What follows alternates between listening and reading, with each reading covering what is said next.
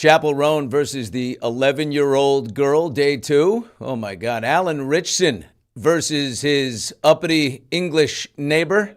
Is it possible that the 2 verdicts in the court of public opinion get overturned today? Because of, well, it's always the same thing. New receipts. There are always receipts. And you knew this was coming. Day 3 of Savannah Guthrie's return. And a preview for the intimate one-on-one interview about everything she's been through. Very emotional, very hard to watch. We will break it all down. It's Hot Mics with Billy Bush daily. Here we go. Oh, yeah, just me doing me, right? Right as sharp. That's insane. Billy Bush. What a pleasure. Another compliment. There she is.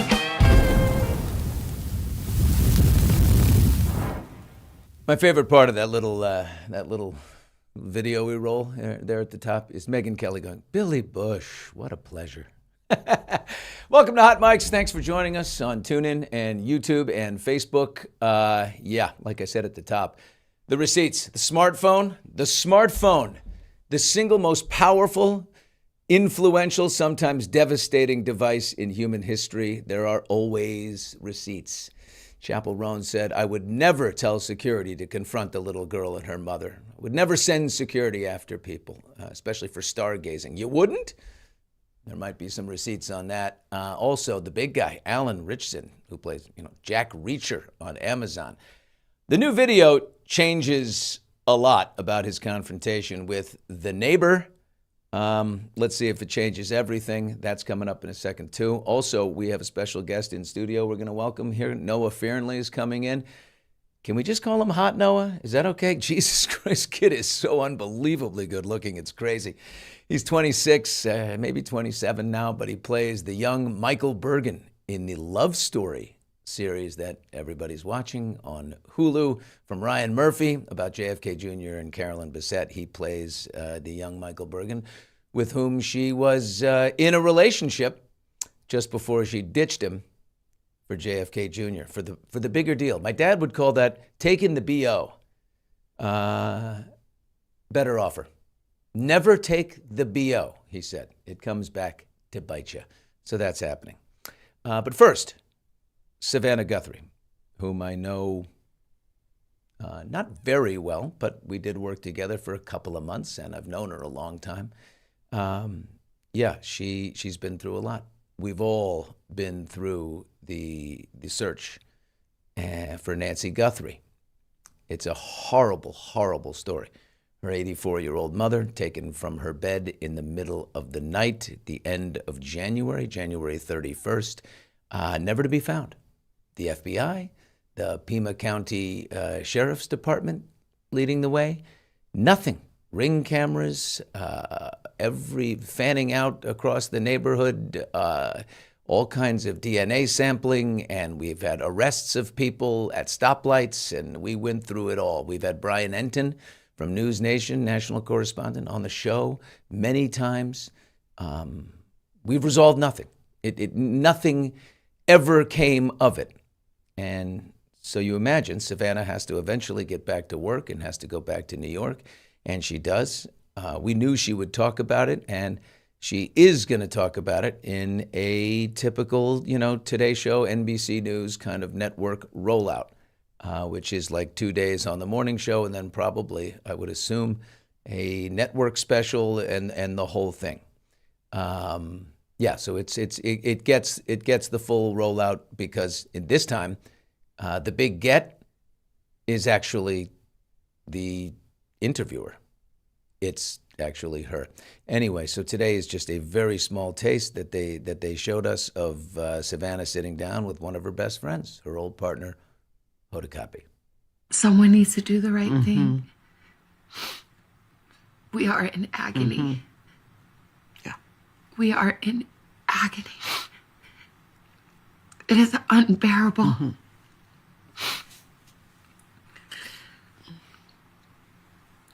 And to think of what she went through. I wake up every night, in the middle of the night, every night. And in the darkness, I imagine her terror, And it is unthinkable. But those thoughts demand to be thought. Yeah. And I will not hide my face.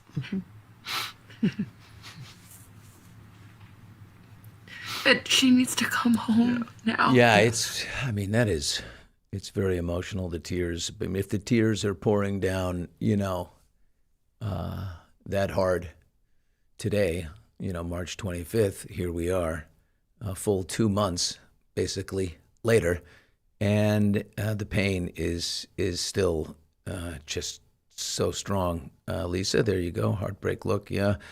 Comment section, feel free to weigh in on this and anything. There's Jackie. They need to check old mines and canyons. Yeah, I mean, we all think it's a terrible investigation, but I think Savannah she's this is the best thing she can do, right? Is if you want to continue the people's interest and she keeps appealing to people's better nature. Like somebody knew something. Whoever did this told somebody. They have an accomplice somewhere. And what Savannah's, her only appeal, her major appeal, is that somebody will have a stroke of conscience in there. Their conscience will somehow bubble to the surface, and they will call and rat out whoever they were protecting for this long. It is heartbreaking. And I get, every night she's wondering how it happened, where it happened. Is she possibly still with us, which cannot be the case? Who is the type of person that does this? You have to have some kind of understanding so you can put things for your own mental health into their proper compartments. You have to be able to compartmentalize this in order to process this. So she's in total emotional dysregulation still. I mean, she just doesn't know where to put anything. Doesn't know how severe and how sick and depraved this whole thing is, who these people are, where they come from, what they look like, what their motive was. And all she can see is the terror of her mother's face, being woken up, looking up, what's happening, and she's 84 years old. I have a mother who's 86. And, sometimes I use humor as a protective mechanism in times. Although, humor is rooted in the truth. So I often say, I pity the fool who tries to take my mom in the middle of the night. She is going to wear them out. I mean, the way she rides me like Seabiscuit, she is going to be, she'll be doing that to them. She is one tough lady. But Nancy's that sweet little church lady. You know what I mean? She's just as innocent and kind and, loaded with faith as a person could be. So that's what we have. That's coming tomorrow in 2 parts, Thursday and Friday. The internet's a negative place. Some people will say, oh my God, you're capitalizing on this with promos and 2-part series and everything that networks do to build ratings. Well, the more ratings, the more chance that somebody's going to, do something. And, she's been through a lot. Why not, maximize her message? I don't see anything wrong with it. Okay. We'll follow up on that tomorrow, part 2. Let's turn ourselves to Alan Ritchson, the Reacher, Jack Reacher, the biggest man on TV. This guy is absolutely a unit. Okay, some people are like TV big. This guy's big in every way. He is as tough as I think he appears. I'd take him. I'd go with Alan over The Rock. I would take Alan over The Rock in a battle. The Rock's gotten skinny anyway, but I mean, this guy is real. And he rides his crotch rocket through the neighbor. You saw this yesterday. Alan Ritchson confront his neighbor. All we saw was a video that a neighbor had taken out the window of Alan Ritchson beating the shit out of his neighbor, who turned out to be this Englishman named Ronnie Taylor, who came out and was like, stop riding your motorcycle through the neighborhood so aggressively. And this is all we see, him beating this poor bastard. Well, his 2 sons, by the way, sitting there on their mini crotch rockets watching as dad, beats this guy who brave guy. I mean, Alan Ritchson, the guy doesn't look too small himself, but, he's much older and Alan's huge. So we see that and, you say, God almighty, dude, I think I called him out for a roided up response. The receipts. It's always the receipts. They come out just a day later. And sure enough, Alan hasn't said anything, but he released either to TMZ or TMZ hacked into his GoPro, and Alan is now sharing Bodycam footage that shows the event in a different light. Does it change your view regarding his culpability? Here you go.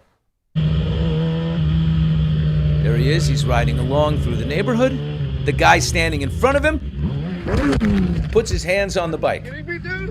Exactly what you deserve. Are you fucking kidding me, bro? For what? For what? Look at him posting Stand up. in front of a fucking bike again, dude. For doing what? You threatened my fucking safety, bro. Are you kidding me? You're I should threatening not be my a safety. right now. Go ahead, knock me out. Go ahead. I've called the BPD. I've called them already because you'll be driving around this fucking neighborhood like a fucking lunatic, ruining. There's kids running around here. Go ahead. It's all on camera. Go ahead. Are you drunk right now, bro? Go ahead.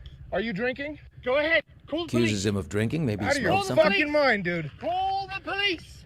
Call the police, Fucking he I'll said. fucking knock you out, bro. Go ahead. Knock me out. Reacher Right, says, I'll I'll call knock the you police. out. Unbelievable, dude. His sons are watching. Call the police.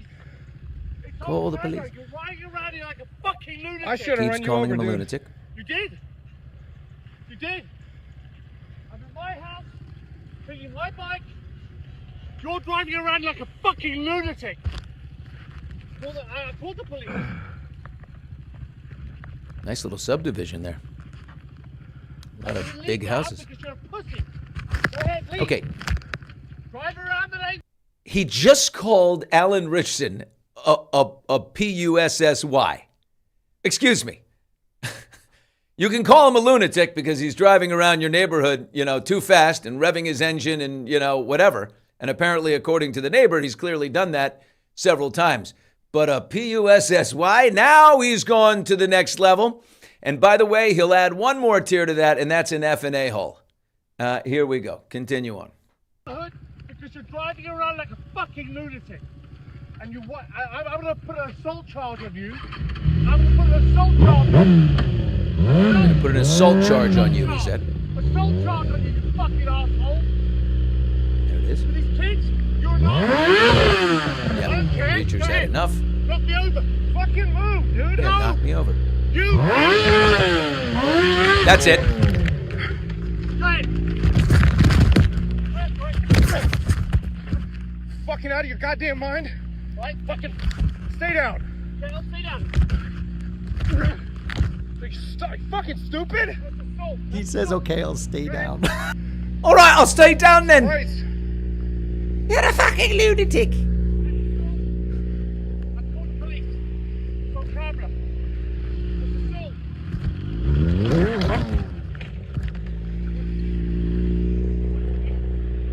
And so Reacher pulls away at that point. So, okay, here's the difference. He calls him a lunatic and an a-hole and all that for his behavior. But when he calls him a P-U-S-S-Y, I hate that word. It's disgusting. But when he calls him that, it's like now you're almost inviting a fight. Comment section here. Miss Can't Be Wrong says Alan Ritchson is 6'3". He's a big guy, yeah, and his biceps, again, are the size of my thighs. But he keeps going after this guy, Ronnie Taylor, who I tracked down. I have a way, and I've been texting with him. And after this video came out, I tried to get him on yesterday when he looked like he was a total victim. And then I last evening texted him again, and I said, now I'm seeing something that tells a different story. Would you like to come on here and defend this? And he's like, no, I really kind of just wanted to go. Where did this guy get his balls? Was he drinking? Was Richson just, he was very smart to say that, or at least to put that question out there. It did look like the daytime, probably not the case, but I don't know. But the guy comes out and he stops the bike with his hands. Richson pushes him out of the way. He keeps going. Both men absolutely, look, nothing's black and white. Both men could have handled this better. The guy should have said, Alan said, please, just calm down. Let's talk. Let's talk. He would have been the great. But the dude was definitely hopped up, kept going. Clearly had had enough, snapped. Likely both guys are right, and both guys are wrong. I still think that Alan is in the wrong for snapping in front of his kids, but I understand it. You know what I mean? He gets a pass from me. His kids are there. You don't want to resort to violence in front of your kids. It's just a bad look. And yet the guy was definitely the agitator in all of this, and Alan was attacked first. If he was, smaller than the other guy, I think there would be it would be a different story. But holy shit, I mean, that is one hell of a confrontation. I mean, woo! And the police agree that there is no black and white in the whole thing.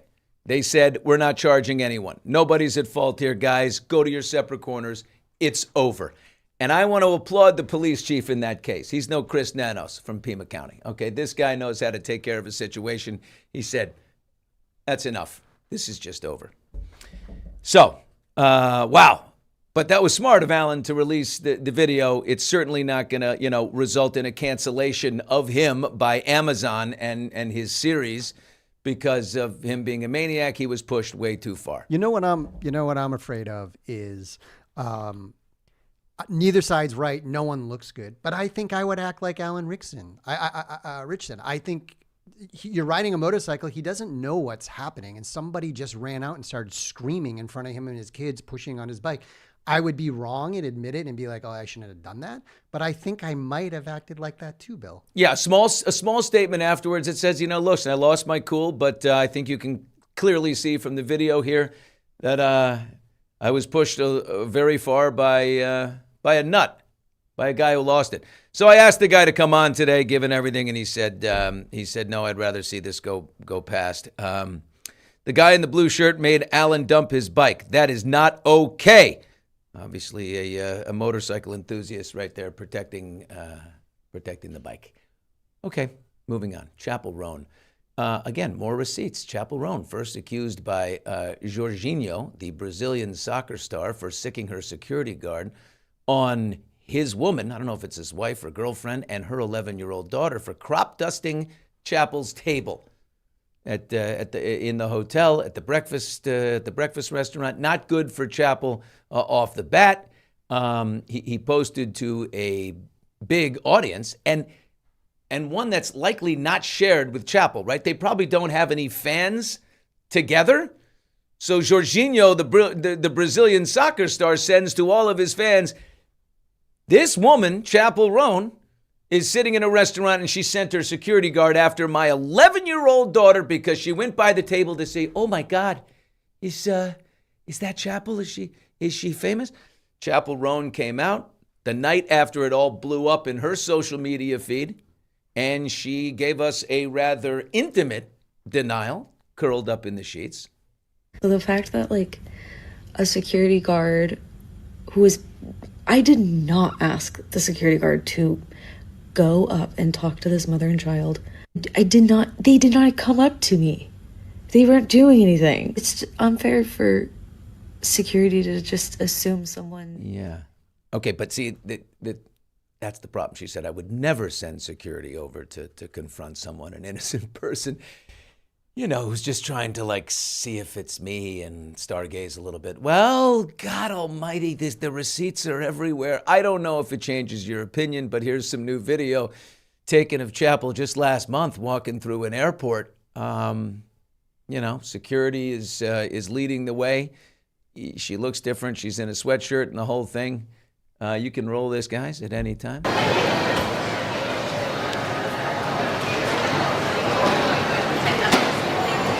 your camera away, please.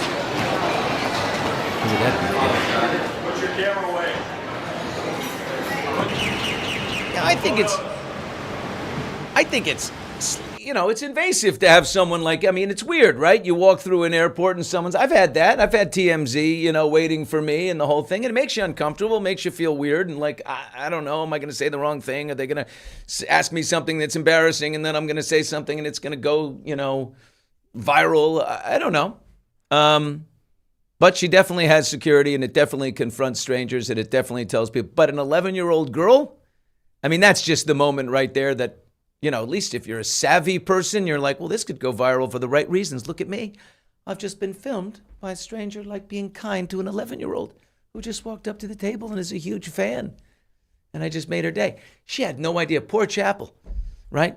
She had no idea that the 11-year-old girl is actually the daughter of Jude Law. And her stepfather is the Brazilian soccer legend Jorginho. Okay, that's just bad luck, Chappell. I don't know where it goes from here, but do the receipts change your opinion? Did they change?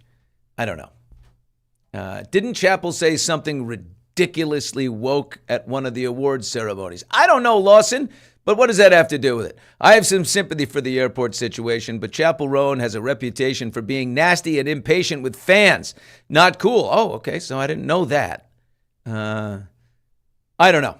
Again, it's all gray area. Bad moment. I think like I said yesterday, I think the security guard acted on his own, thinking it was the right thing to do. I don't think she said, go take out, get that 11-year-old girl out of here. Who is she?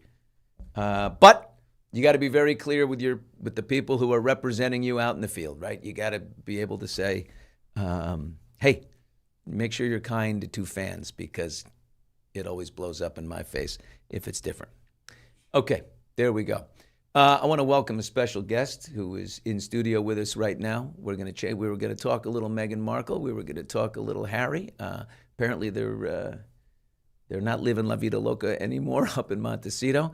But one of the series I've been watching is Love Story, the Ryan Murphy series about JFK Jr. and Carolyn Bessette. Everybody's watching it. Everybody's commenting on the fashion. Everybody's, it's the craze. It's broken records for Disney and Hulu.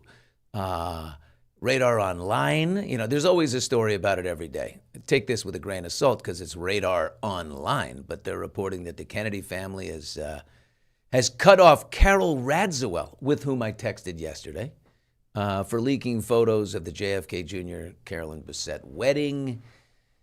By the way, if Carol Radziwill, who was in the family, is now out, persona non grata, who is the Kennedy matriarch that threw her out, or the chief family officer now that Ethel is gone? I don't know. But that's the latest drama there that spins off the show. Show started off with a bang.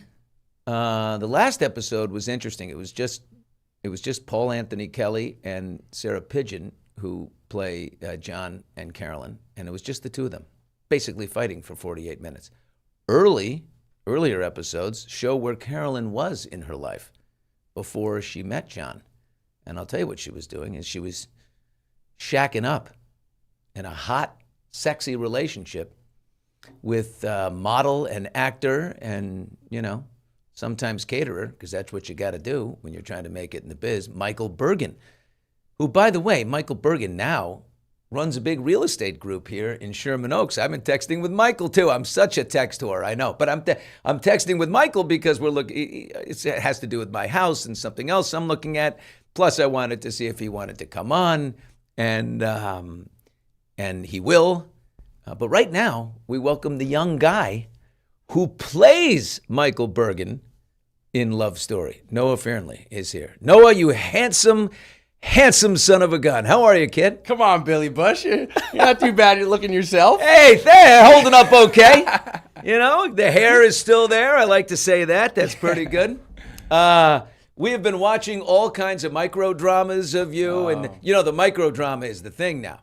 I feel very badly for Jeffrey Katzenberg. He launched this company called Quibi, and he was like, I'm going to put micro dramas, 5-minute episodes of things on people's phones because that's where they are. We're going to meet them where they are.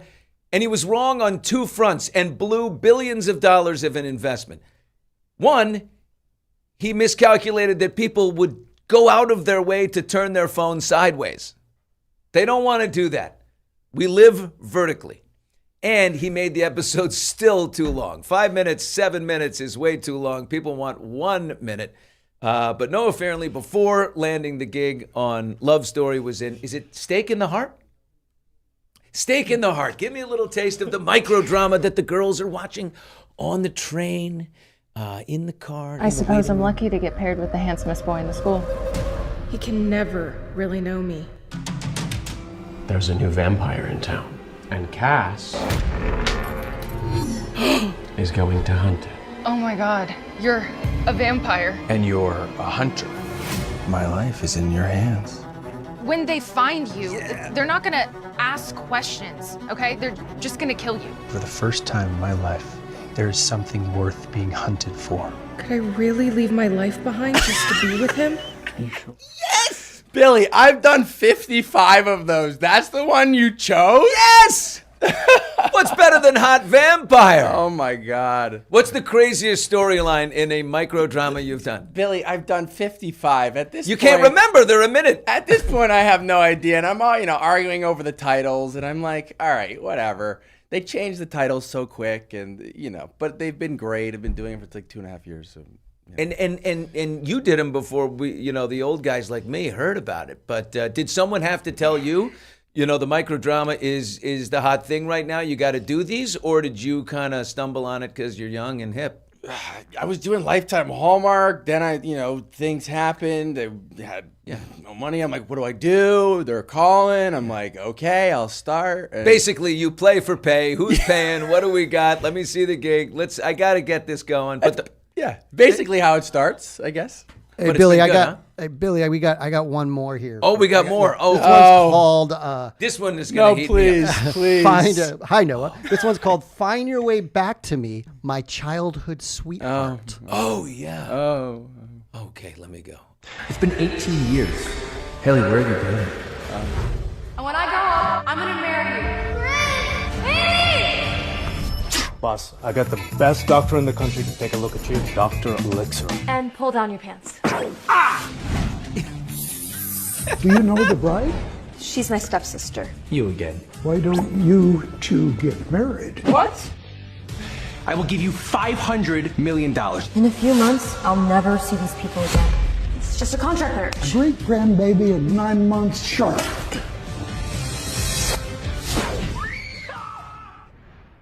Wow. He works nude in the microdrama. I wouldn't work in a microdrama nude. I can tell you that for the micro. Anyway, dude, Noah. Hi. How good to see you, buddy. Thanks for having me on your show. You're 26 or 27? Yeah, 26. I got a daughter. I just want to introduce you. No, I shouldn't do that. That's a terrible thing. You're very good in the microdrama and very good in Love Story. Thank you. How did you get the gig? How did you land this one? I read for Michael, right? I read for Michael. I was doing a lot of research on Michael. I realized how similar we were. And then I got a call about coming in to read for JFK. So I went in and read for JFK Jr. and went through that process.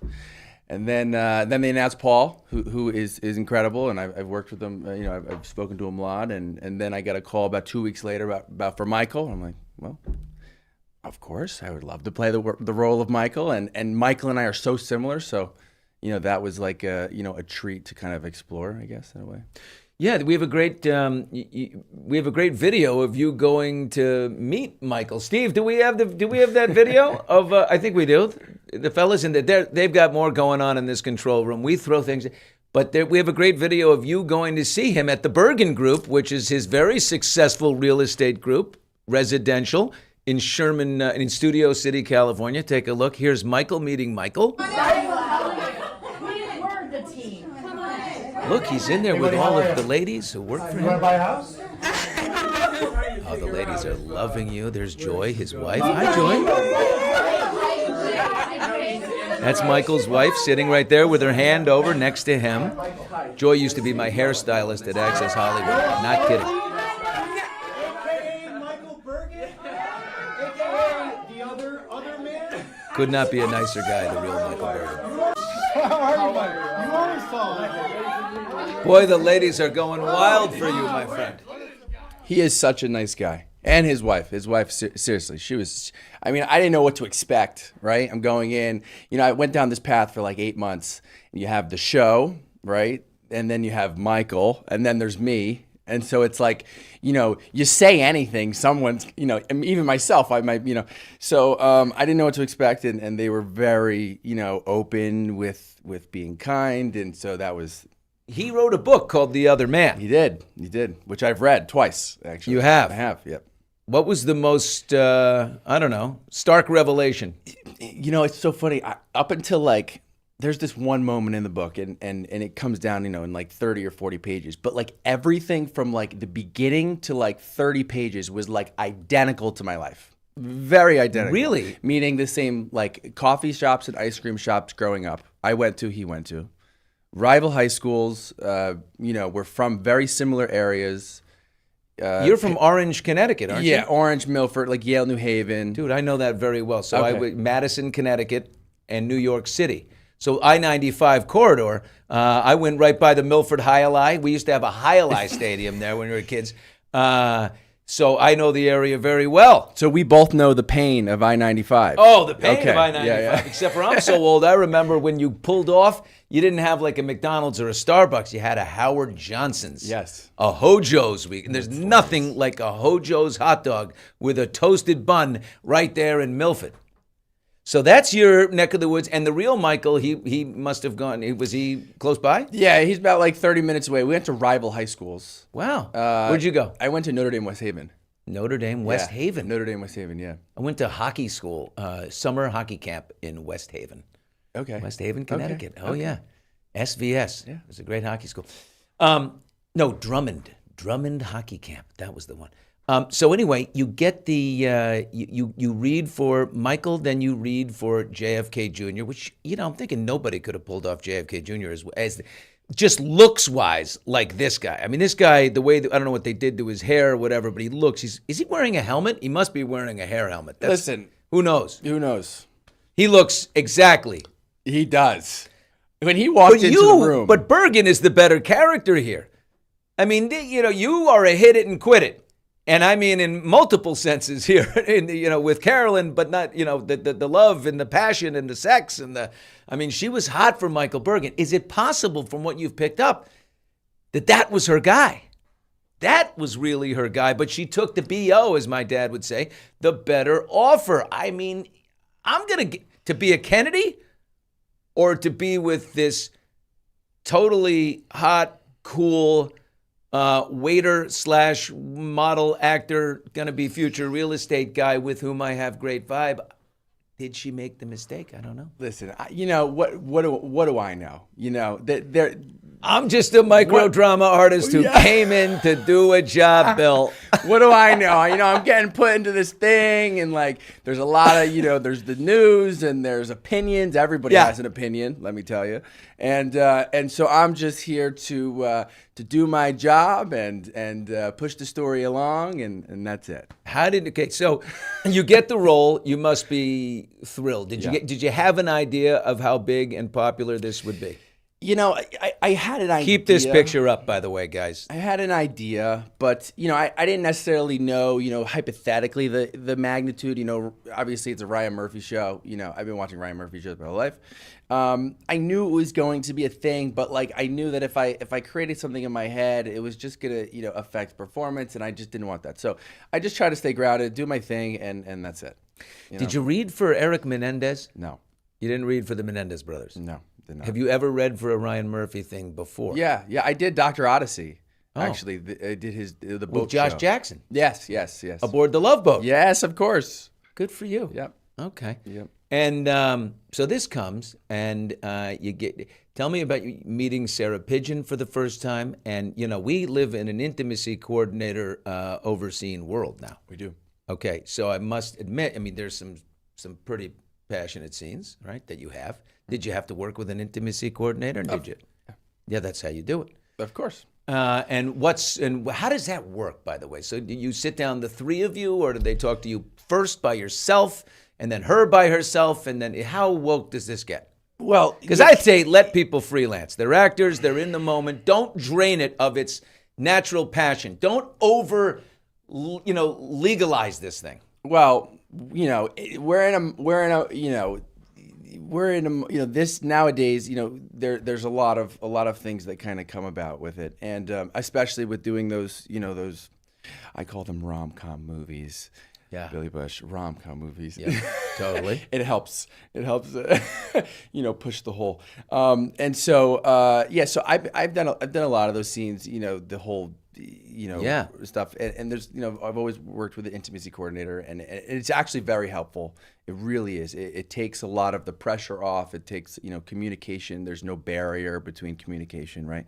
Sarah is, that girl, let me tell you something. That girl is a movie star. She's really good. And when I say that, I mean just the differential, how she goes from, talking to me, we're talking here, and then action, and she goes straight to the scene. That's what I mean by like movie star. She just flips so quick. Yeah, turns it on. Really. She had to smoke a lot of cigarettes in this, and she's always smoking. Always smoking, yeah. I wonder does she actually smoke, or does she do? There's fake cigarettes that they have. Yeah, right? Yeah, probably, yeah. I would just smoke the real thing. I'd be like, no, I'm being afforded the chance to have a great. I mean, as much. So one more question, not to Howard Stern you here, but about the intimacy coordinator thing is, I just think it must be like a lot like life, just read the room. You need to be able to read the room. I mean, you can tell what the other person, you feel an energy that of what's okay and what's not. But did you actually have like a conversation with Karen? Like, well, I think, should I do this or should I do that? And then work it out with her, with Sarah? Yeah, there's a conversation that goes between, the actors, the director, and then the intimacy coordinator. So there's a lot of stuff that kind of, goes about that. And there's conversation about everything beforehand. And then, in the moment, things, maybe slightly change. But for the most part, everything's talked about, and I obviously myself coming on when I was filming those things, it was very early on. It was very early on. Like, hey, nice to meet you. Okay, let's right to it. Kind of, and so we had to get acquainted that way. And so I just want to make sure, are you comfortable? Like, what works for you? You tell me, and we can kind of go off that. Spoke to everybody, so it went really smoothly, actually. That's great. Yeah. We got Noah Fearnley's with us here on Hot Mics, and he is the mic is hot. It's very hot right now with Noah. He's a handsome fella. He plays the young Michael Bergin in Love Story with Ryan Murphy's series, and there's a scene with you're on a billboard when you get like the Calvin Klein commercial. Did they actually go and make a full? I want to talk about Ryan Murphy budgets here. Did they make a full billboard with you on it? And can you keep that and put it on the side of your house? It's so funny. It's actually so many people reached out about getting that photo. Like an overload, an excessive overload of people were like, hey, where can we get that photo? I'm like, I don't even have the photo. I have no idea. I retook that photo like 4 different photo shoots. Not even 4, like 4 photo shoots of like 30 minutes long, trying to like master Michael's photo. And of course, you can never master Michael's photo. You see Michael, I mean, when I got this role, I looked up, looking up more of Michael Bergin. I'm like, oh man, I got to get into some good shape. Yeah. He was ripped. He still held it together pretty well. He's ripped. Even when I met him too, he's still in shape. Comment section here. Let's go. We're live as live can be. Noah and Sarah worked well together. I could never get through a fake love scene without laughing, so I'm sure it isn't easy to make it appear convincing. Probably the case, I would assume, right? So, what's the reaction been like for you? How has this affected your life, being in this? Well, it has done so so many things for me. It's really opened a lot of doors, and I'm going on year 6. I've been doing this for a while. Did you skip college? I dropped out of college. Attaboy. I was playing football in college. I got hurt. Really? What college? The school near Boston. It's called Endicott. Endicott, yeah. They have a terrible football team. I got hurt. The future for an Endicott football player is probably not that bright, even if you were, unbelievable, the best on the team. So you dropped out. Yeah. You said, I'm going to go. Were you doing drama classes in school too? No, when I transferred to the University of Tampa. Ah. And I got into acting class there. You did? Yeah. And I followed a girl. You followed a girl to followed Tampa? No, I followed the girl to acting class. Oh, to acting yeah, class. to acting class. No. Yeah. And how long did you stay at Tampa before you pulled up stakes? And One semester. One semester. One semester. I was driving every weekend between Tampa and Miami, which is 5 hours, to become a model. Yes, of course. And then I realized modeling is not for me. No. No. You like the speaking. Is Yes. that you right there? Yeah, that's me. Yeah. Jeez, can I ask you a question? Yeah, sure. Did you steal something from the grocery store? That was right before we went to go start shooting, actually. We Hold put on for a something second. together More for respect. Calvin Klein. My God. Yeah. What is the old line that Brooke Shields, do you fit into my Calvins or something?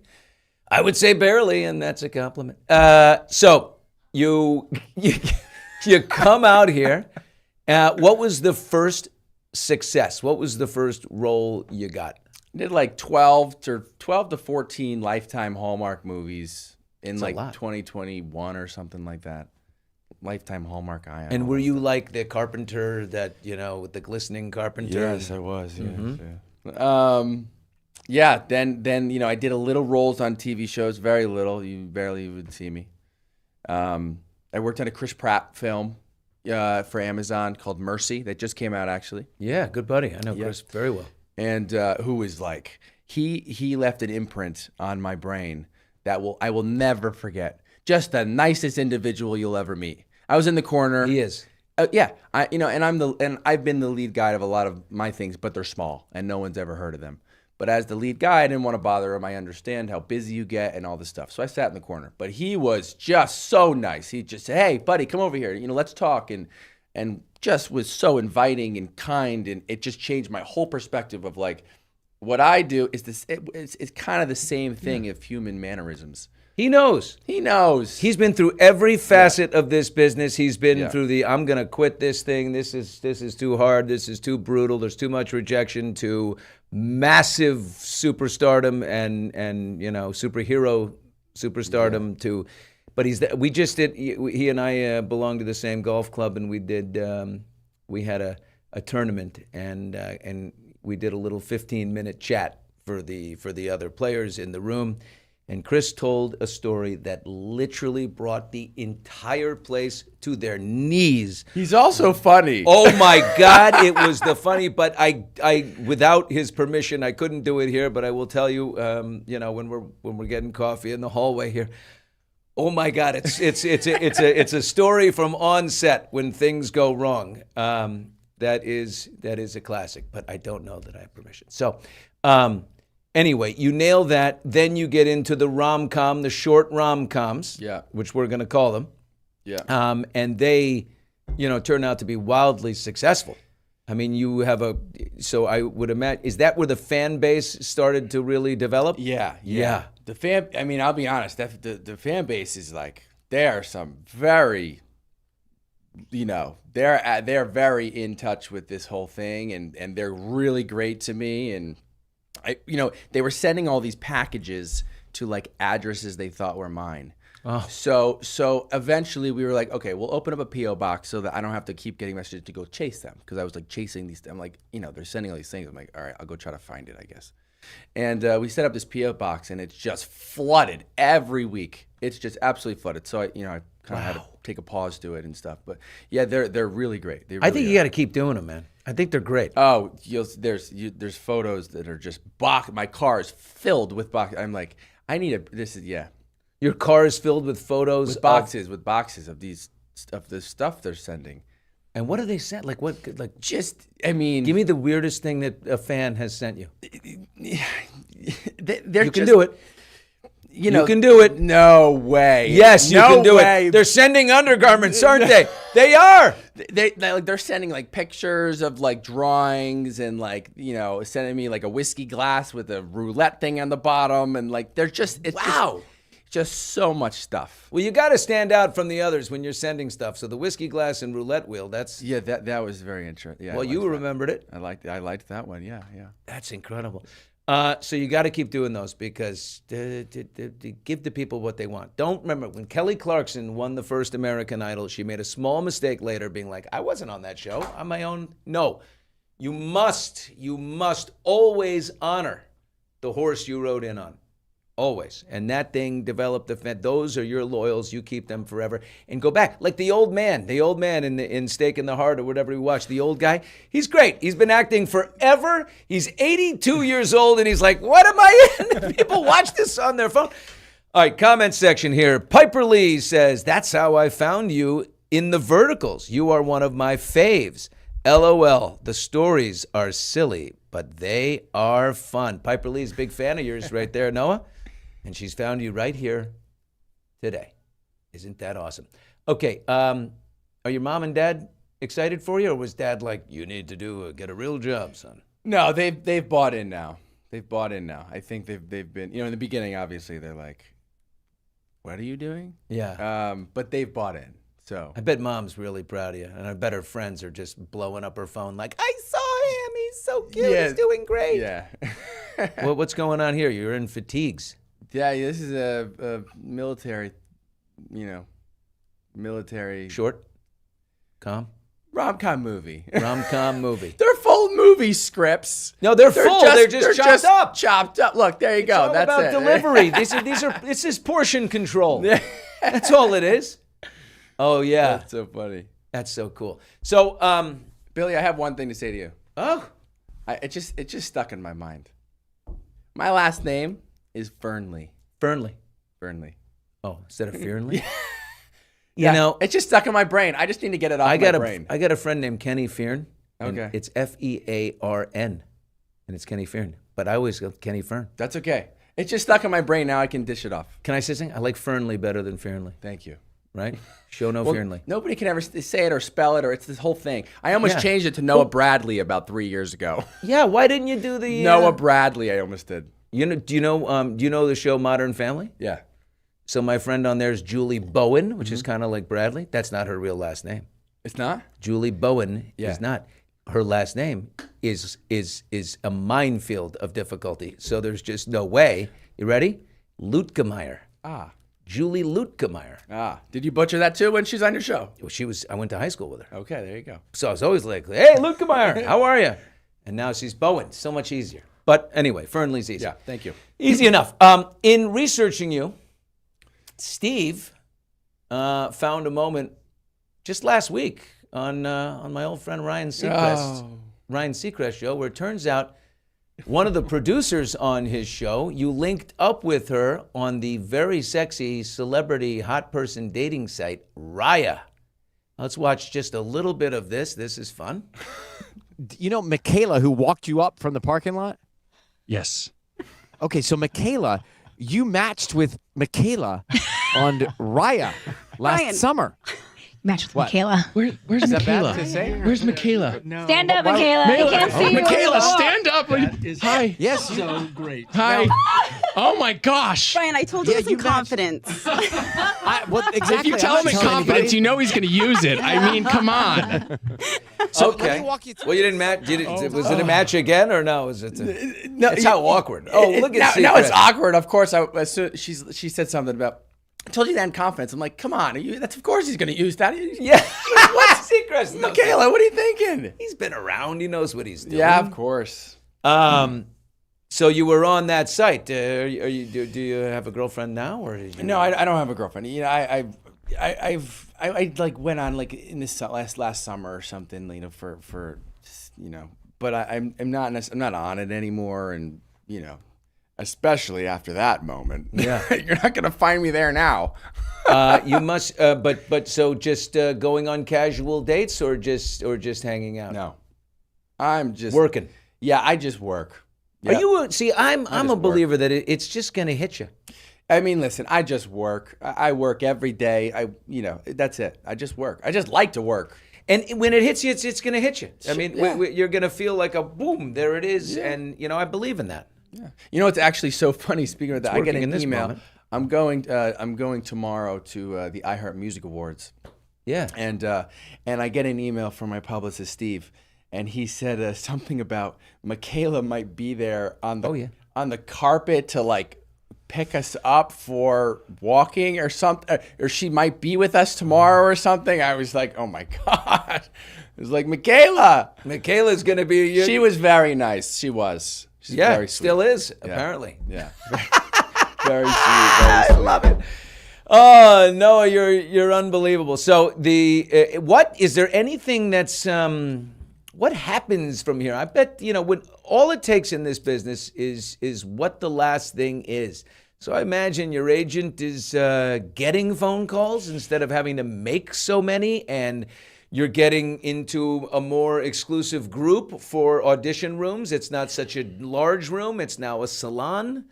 Right? Is that happening? Yeah. Listen, there's a lot of calls. There's a lot of stuff, a lot of shows that we're, reading for, meetings for and stuff. So, it's been very good. Just kind of, I guess, figuring out which is the next show that I'm, going to jump on. But there are a lot of.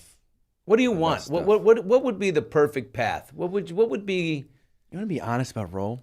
Yeah. I want to do people are going to think I'm absolutely insane. Good. I want to do the Joker. Seriously. Really? Yeah, I'm not messing around. In a Batman movie. Because you have, my first thought is Batman himself. You're handsome, you're tall, you're, the whole thing.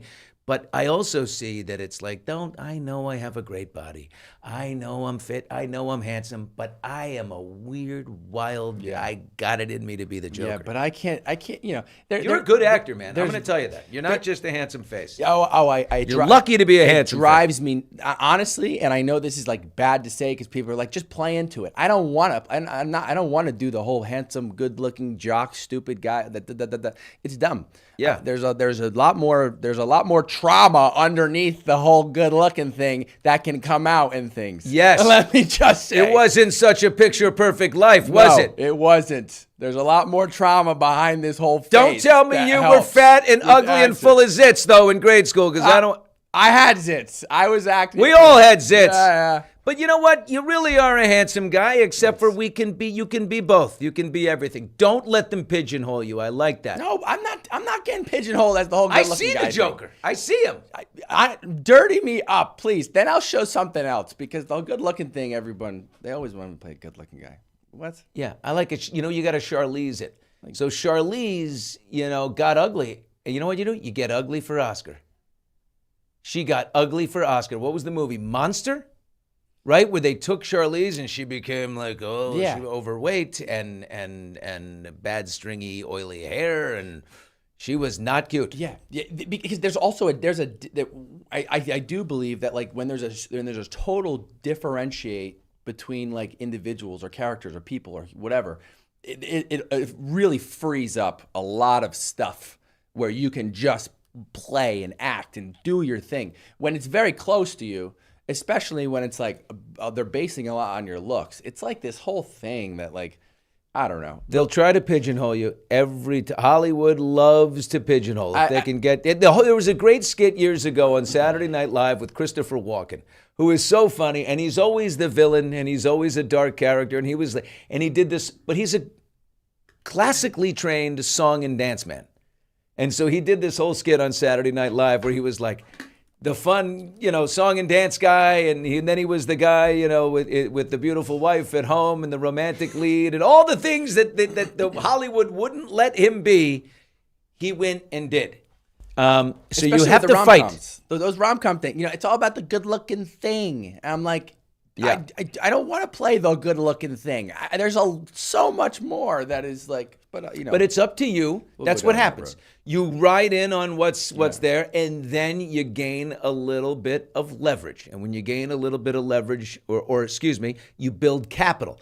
And once you build some capital, you spend the capital by making a move, by insisting on something else. And I think you got that. Yeah. You figured that out, right? Yeah. Yeah. Doesn't suck to be. Doesn't suck to be pretty handsome. Noah Fearnley is with us. He is the young Michael Bergin in Love Story, but you know what? He's so much more. We're finding that out. We're becoming friends. I love this guy. We'll continue in a second here. Just want to say our sponsor today, Prize Picks. Hey, NCAA March Madness tournament is here. This is the easiest place to win money. Watching your favorite teams. Go to the app, pick more or less on a few player statistics that look good to you, and you can win up to 2,000 times your cash in a single lineup. Prize Picks give you $50 when you play your first $5 lineup. Just use the promo code HOTMICS and download the Prize Picks app today. So you got a nice. Are your parents together? Did you have a tough childhood? Are they divorced? They're not together. No, they divorced very young. And, I was the man in the house for a lot of years, starting at probably age like 8 probably. Relationship with both or tighter with mom? Now I do. Now I have a relationship with both. There was a lot of moments and a lot of, emotions up and down, let me tell you. Oh, my God.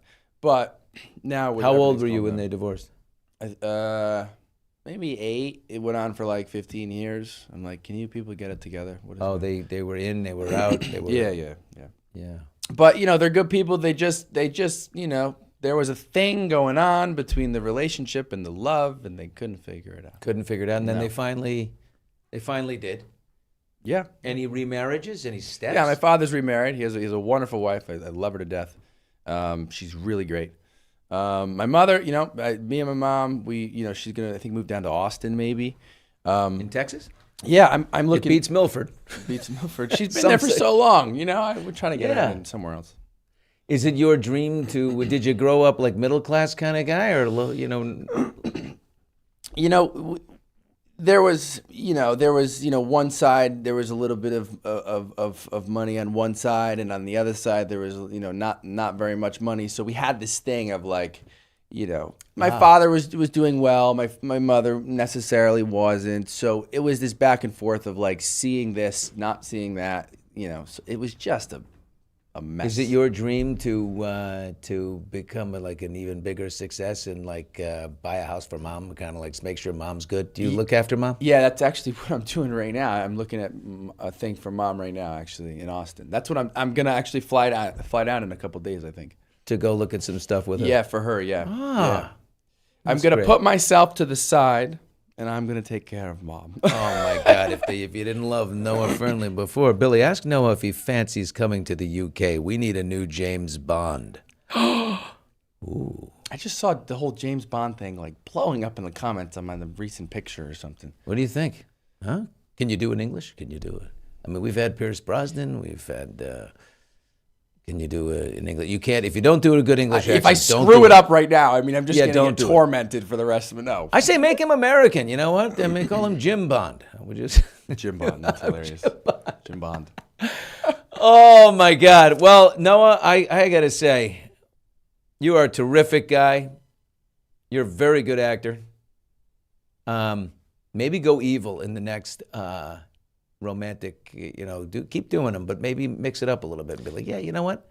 I've hot guyed it for you for a while, but I don't mind playing the evil villain. I'm taking a slight break. Yeah. Slight break. After 55, I mean, I'm ready. In 2.5 That's a lot. years, I'm ready to Well, you're going to be in the Hall of Fame because you were early and you were great in it, and now it's TV, movie. I hope what's in front of you? Is there a role you've auditioned for you really want, and it's right there, and you're waiting to hear? Yeah, there's a couple shows, and you'd probably know the name of them or seen them in the recent media and stuff, and we'll see. Streaming network. Which one? Network. Yeah, like a Fox and NBC. No, streaming. Sorry, streaming. Yeah. And it would be like, oh no. Don't say White Lotus on me. No, not White Lotus. No, White Lotus. No. Is it? No. Listen. 9 Perfect Strangers with Nicole Kidman? No. Listen, I'm not going to say something and then it doesn't happen, and then I'm the idiot who looks like I know. Oh, he thought. Oh, he thought he had. I know this business too well. Okay, you're close on one, aren't you? Yeah, close on a couple. Yeah. In the eyes and in the nose bridge and in here, you know who you look like a little bit? Who? And you've heard this before. Harry Connick Jr. You know what's so funny? I know his daughter, because we worked together in something. I don't remember why I know her, but I know her very well because your eyes and the bridge of your nose. You're a young, so that makes you Harry Connick III. So, we could go all day. I love you, buddy. Noah, it is so great to meet you, my friend. Yeah. I'm very proud of you. Thanks. I don't know why. Appreciate it. I love seeing a young guy. He's a nice guy. Thank you. Kicking ass, which you are. But you know what? I'd say there's so much more that we had in here, but I'm gonna share this with Noah. You're trying to Ryan Seacrest me or something? Like, Yeah. What are you trying to do over here? Yeah, kick you the hell out of here. But show. This is an interesting thing I found because, and maybe you know when you've been on, you're on the airplane, you're sitting in the, you're in the back of the airplane, and you're like, please don't have someone who's really big and heavy sitting in the middle. You see the little person walk down, the small little, petite woman, and you're like, make sure please be in 13C.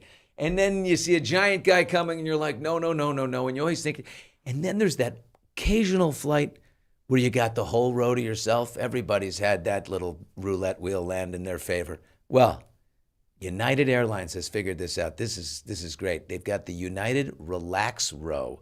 Check this out, guy.